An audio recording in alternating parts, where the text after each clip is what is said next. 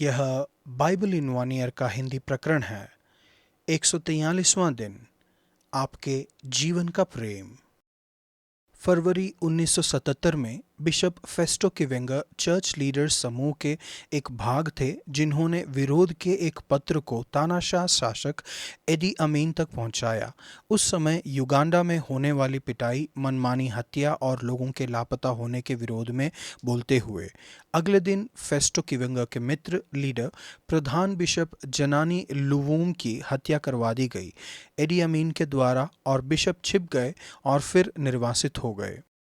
थोड़े समय बाद फेस्टो किवेंगा ने मैं एडी अमीन से प्रेम करता हूँ नामक पुस्तक प्रकाशित की। पुस्तक में उन्होंने असाधारण शीर्षक को समझाया। पवित्र आत्मा ने मुझे दिखाया कि मैं अपनी आत्मा में कठोर बनता जा रहा था, लेकिन मुझे परमेश्वर से क्षमा मांगनी पड़ी और प्रेसिडेंट अमीन को और अधिक प्रेम करने के लिए अनुग्रह को मांगना पड़ा। यह मेरी थकी आत्मा के लिए ताज़ी हवा थी। मैं जानता था कि मैंने परमेश्वर को देखा था और मुक्त हो चुका था। मेरा हृदय प्रेम से भर गया। प्रेम एक एहसास या एक भावना से बढ़कर है। यह एक निर्णय है कि हम एक दूसरे के साथ किस तरह से बर्ताव करते हैं। विश्व के इतिहास में यीशु प्रेम के मुख्य उदाहरण थे। वह हमसे कहते हैं कि परमेश्वर से प्रेम करो, एक दूसरे से प्रेम करो, अपने पड़ोसी से अपने समान प्रेम करो और अपने शत्रुओं से भी प्रेम करो। उन्होंने अपने जीवन में इन सभी वचनों को दिखाया, सभी से प्रेम करने के द्वारा, यहाँ तक कि यहूदा से जिसने उन्हें पकड़वाया था, जैसा कि हमने आज के लेखांश में देखा है, और प्रेम में हम सभी के लिए अपना जीवन देने के द्वारा। भजन संहिता 66 का 13 से 20। परमेश्वर से प्रेम करें।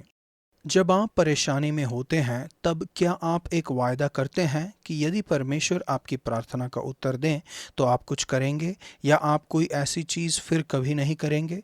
भजन संहिता के लेखक ने ऐसा एक वायदा किया, और जब उनकी प्रार्थना का उत्तर आया तब उन्होंने वायदे को पूरा किया। उन्होंने लिखा, मैं उन मन्नतों को आपके लिए पूरा करूंगा जो मैंने मुंह खोलकर मांगी और संकट के समय कही थी। परमेश्वर आपसे प्रेम करते हैं, वह आपसे अपने प्रेम को दूर नहीं रखते हैं। भजन संहिता के लेखक परमेश्वर की स्तुति करते हैं। धन्य है परमेश्वर जिन्होंने न तो मेरी प्रार्थना अनसुनी की और न मुझसे अपनी करुणा दूर की।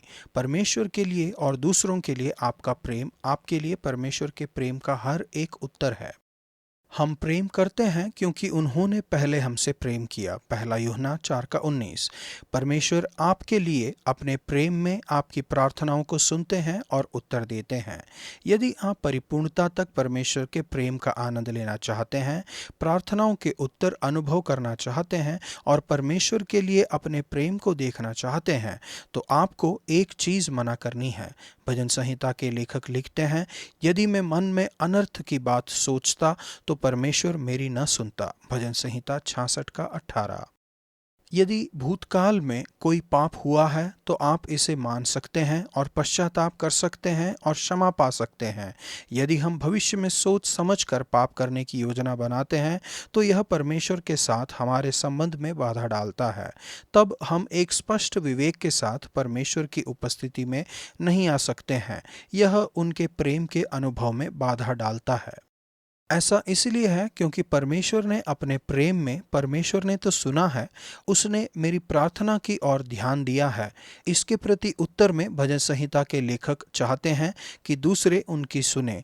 हे परमेश्वर के सब डरवैयों, आकर सुनो, मैं बताऊंगा कि उसने मेरे लिए क्या क्या किया है।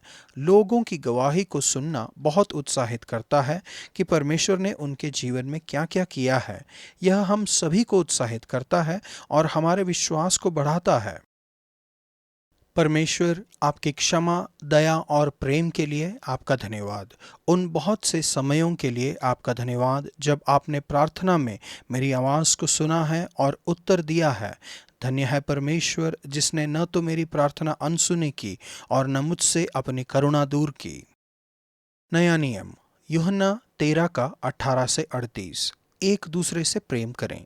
मसीहियों के बीच में प्रेम की कमी से बढ़कर कुछ भी यीशु के संदेश में अड़चन नहीं डालता है। यदि हमारे देश को बदलना है, यदि लोगों को यीशु के पीछे ले जाना है, तो हमें अवश्य ही एक दूसरे से प्रेम करना शुरू करना पड़ेगा। इसका अर्थ है विभिन्न चर्च, समुदाय, संस्कृति में मसीहियों से प्रेम करना। इसका अर्थ है स्थानीय कलीसिया में एक दूसरे से प्रेम करना। इसको फूट नष्ट करती है, प्रेम जोड़ता है। प्रेम दूसरों को यीशु के व्यक्तित्व की ओर आकर्षित करता है। परमेश्वर से प्रेम करना और यीशु के नाम में एक दूसरे से प्रेम करना सबसे अधिक हमारा अभिप्राय होना चाहिए। यही प्रेम का वह प्रकार है जो विश्व को बदल सकता है। यहाँ पर तीन मनुष्य हैं, यहूदा, पतरस और यूहन्ना के सुसमाचार के लेखक, जो यीशु के साथ एक अलग संबंध में थे। हमारे जीवन में अलग समय पर वे हम में से हर एक को दर्शाते हैं।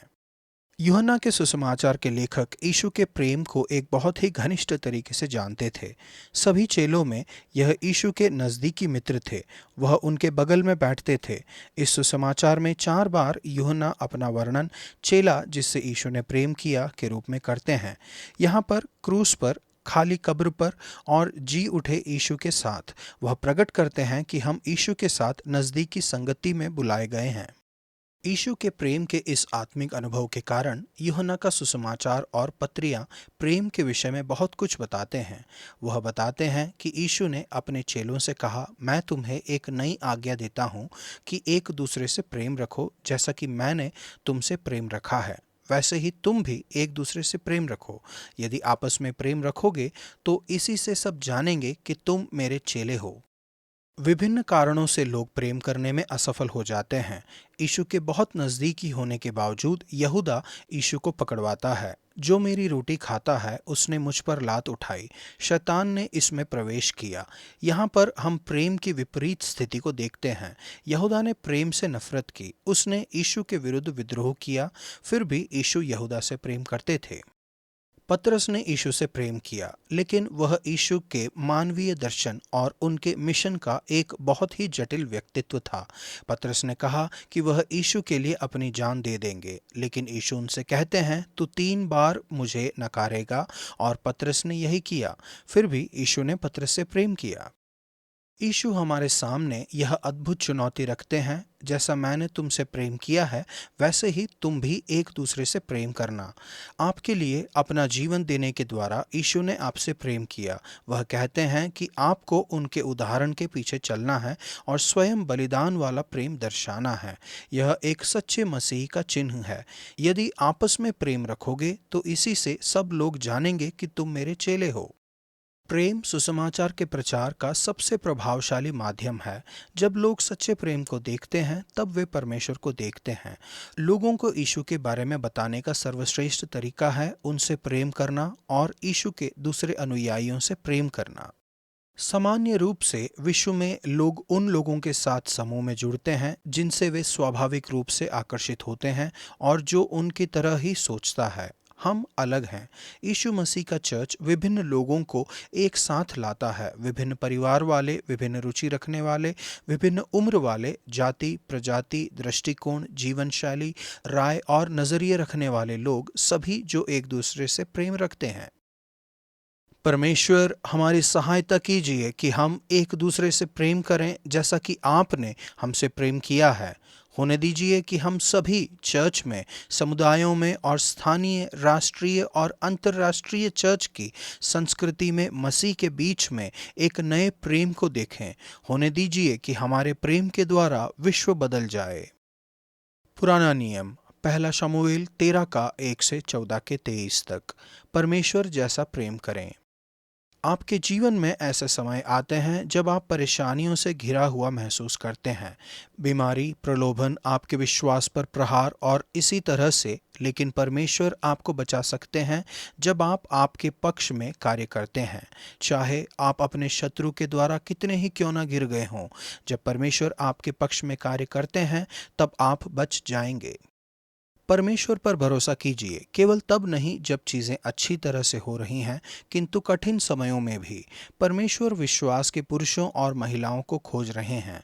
शमूएल ने कहा, यहोवा ने अपने लिए एक ऐसे पुरुष को ढूंढ लिया है जो उसके मन के अनुसार है, और यहोवा ने उसी को अपनी प्रजा पर प्रधान होने के लिए ठहराया है। परमेश्वर का हृदय प्रेम, करुणा, दया, न्याय और रचनात्मकता से भरा हुआ है। वह ऐसे लोगों को खोज रहे हैं जो उनकी तरह हैं, यीशु की तरह। हमारे हृदय में पवित्र आत्मा का कार्य है जो हमें यीशु की तरह बना सकता है। शाऊल असफल हो गया। परमेश्वर ने शाऊल को शमूएल के आने तक रुकने के लिए कहा था। जब शमूएल को आने में देर हो गई तब लोग बेचैन होने लगे। शाऊल ने इस बात की अधिक चिंता की कि लोग क्या सोचेंगे, इसके बजाय कि परमेश्वर क्या सोचेंगे। वह धैर्यहीन हो गया और घबराने लगा, जैसा कि अक्सर हम हो जाते हैं। और अधिक धीरज रखना सीखें, परमेश्वर के कार्य करने का इंतजार करें, और यदि छोटी सी वस्तुएं गलत हो जाती हैं तो घबराइए मत। कठिन समय में जल्दबाजी में कठोर निर्णय ना लें। दूसरी ओर योनातान ने पूरी तरह से परमेश्वर के प्रेम पर भरोसा किया। उसने कहा, क्या जाने यहोवा हमारी सहायता करे, क्योंकि यहोवा के लिए कोई रुकावट नहीं कि चाहे तो बहुत लोगों के द्वारा, चाहे थोड़े लोगों के द्वारा छुटकारा दे।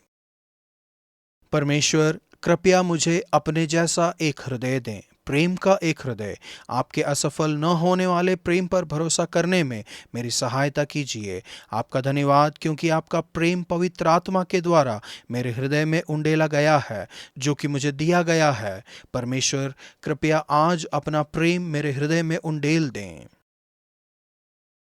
यूहन्ना 13:35। यदि आप आपस में प्रेम रखोगे तो इसी से सब जानेंगे कि तुम मेरे चेले हो। मुझे याद है जब पहली बार मैं एक युवा मसीहों के समूह से मिली जो एक साथ काम कर रहे थे। मेरे प्रति और एक दूसरे के प्रति उनके बिना शर्त के प्रेम के द्वारा मैं बहुत ही आश्चर्यचकित हो गई कि मैं उस समूह का एक भाग बनना चाहती थी। आशा करती हूँ कि लोग इसी चीज का अनुभव कर रहे हैं जब वे रविवार की सभा में आते हैं, अल्फा में आते हैं और चर्च के दूसरे समूहों में जुड़ते हैं। आज का वचन, मैं तुम्हें एक नई आज्ञा देता हूँ कि एक दूसरे से प्रेम रखो। जैसा मैंने तुमसे प्रेम रखा है वैसा ही तुम भी एक दूसरे से प्रेम रखो। यदि आपस में प्रेम रखोगे तो इसी से सब जानेंगे कि तुम मेरे चेले हो। यूहन्ना 13:34-35।